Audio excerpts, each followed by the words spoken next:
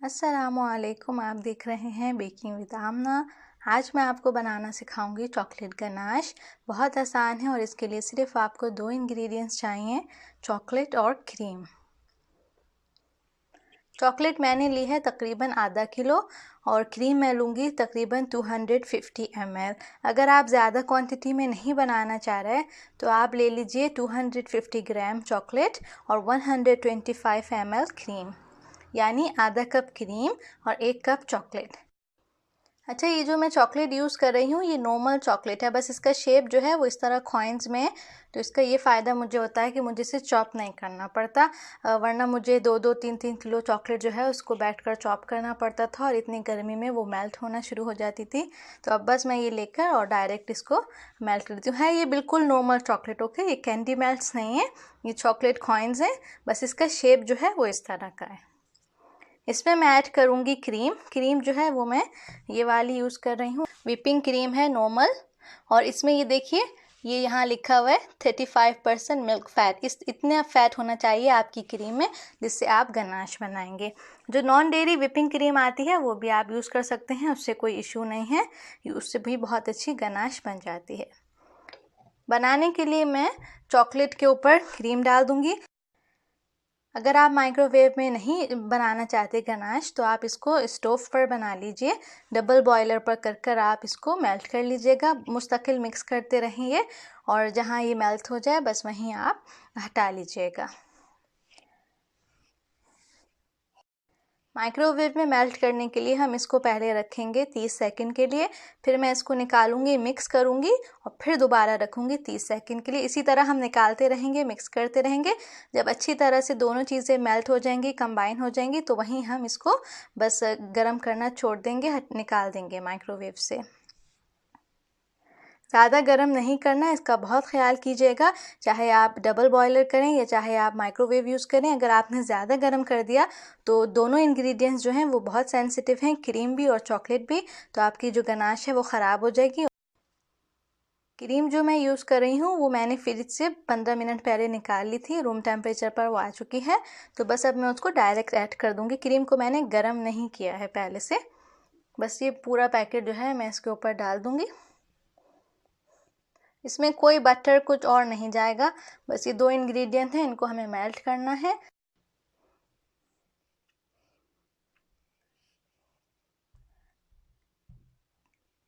तीस सेकंड मैंने इसको अभी गर्म किया है माइक्रोवेव में, तो हम पहले मिक्स कर लेते हैं फिर और हम रखेंगे इसको 30 सेकंड के लिए।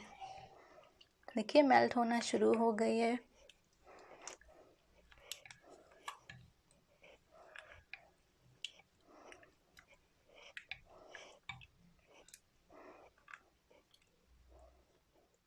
अच्छी तरह से इसको डबो दीजिए क्रीम में और अब हम इसको रख देंगे दोबारा 30 सेकंड के लिए। ओके, तो मैंने इसको दूसरी दफ़ा निकाल लिया है माइक्रोवेव से। अच्छा, अगर आप डबल बॉयलर में बना रहे हैं तो बहुत फिर आसानी है कि आपको निकालना रखना नहीं पड़ेगा, आप बस उसको कंटिन्यू मिक्स करते रहिए। जहाँ दोनों इंग्रेडिएंट अच्छी तरह कंबाइन हो जाएंगे आप वहाँ उसको डबल बॉयलर से हटा दीजिएगा और बस आपकी गनाश बन गई।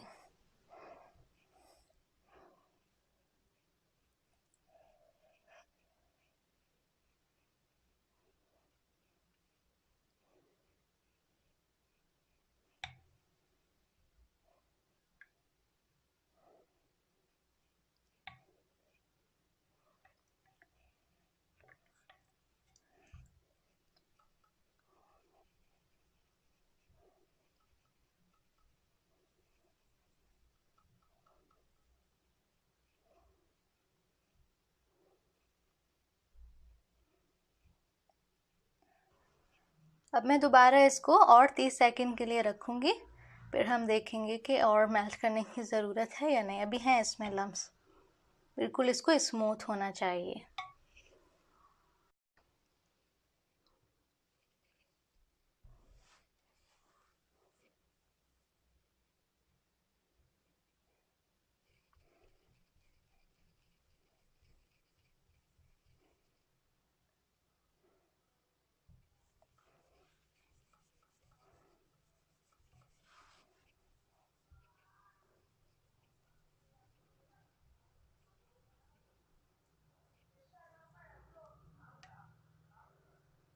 अच्छा, ये जो मेजरमेंट मैंने आपको बतलाए हैं ये मिल्क चॉकलेट और डार्क चॉकलेट के हैं।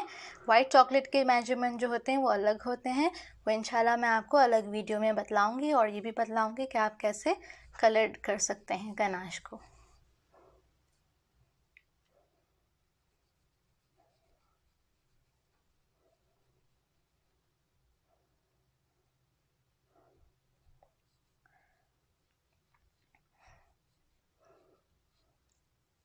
अगर आप गनाश को चाहते हैं केक के ऊपर फोड़ करना तो उसके लिए आपको पतली गनाश बनानी होगी, जिसके लिए आप एक ही वेट के क्रीम और चॉकलेट लेंगे। जैसा कि अगर आधा कप क्रीम है तो आधा कप ही आप चॉकलेट लेंगे और बस उनको इसी तरह मेल्ट करके ज़रा जब रूम टेम्परेचर पर आ जाए तो केक के ऊपर डाल दीजिएगा।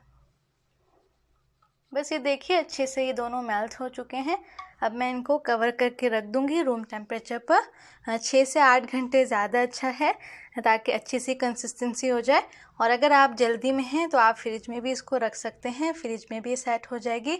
लेकिन उसका ये होगा कि आपको हर थोड़ी देर में मिक्स करना होगा इसको, इसलिए कि यहाँ साइड पर ये जल्दी ठंडी हो जाती है और सेंटर वाली जो है वो नरम ही रहती है। तो इसलिए आप हर थोड़ी देर में उसको मिक्स करते रहिएगा ताकि वो एक जैसी ही रहे। और जब आपको लगे कि हाँ ये परफेक्ट कंसिस्टेंसी है तो फिर आप उसको फ्रिज से निकाल दीजिएगा। अगर आप बिगिनर हैं तो आप इसको रूम टेम्परेचर पर ही कीजिएगा, वो ज़्यादा आसान है। और पाइपिंग करने के लिए भी वही वाला बेस्ट रहता है, इसलिए कि फ्रिज में रखने से कभी कभी उसमें लम्ब से आ जाते हैं, ज़्यादा ठंडा हो जाता है तो वो फिर पाइप करते हुए तंग करते हैं।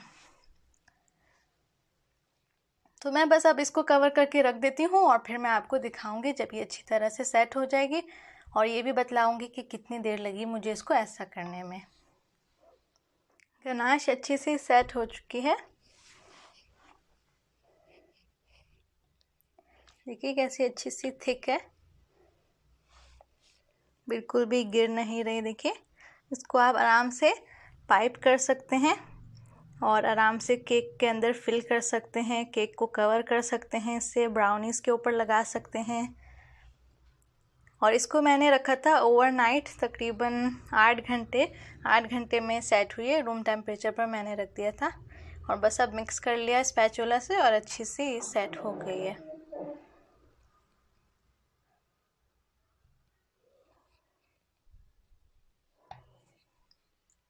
अच्छा, अगर गनाश बच जाए तो आप उसको फ्रिज में रख सकते हैं, और जब दोबारा आप उसको यूज़ करना चाहें तो रूम टेम्परेचर पर लाकर और फिर यूज़ कर लीजिएगा। आई होप आपको ये वीडियो पसंद आई होगी। प्लीज़ वीडियो को लाइक कीजिए, शेयर कीजिए और मेरे चैनल को सब्सक्राइब कीजिए। इंशाल्लाह मुलाकात होगी आपसे अगली वीडियो में। जब तक के लिए अपना ख्याल रखिए और दुआओं में याद रखिए। अल्लाह हाफिज़।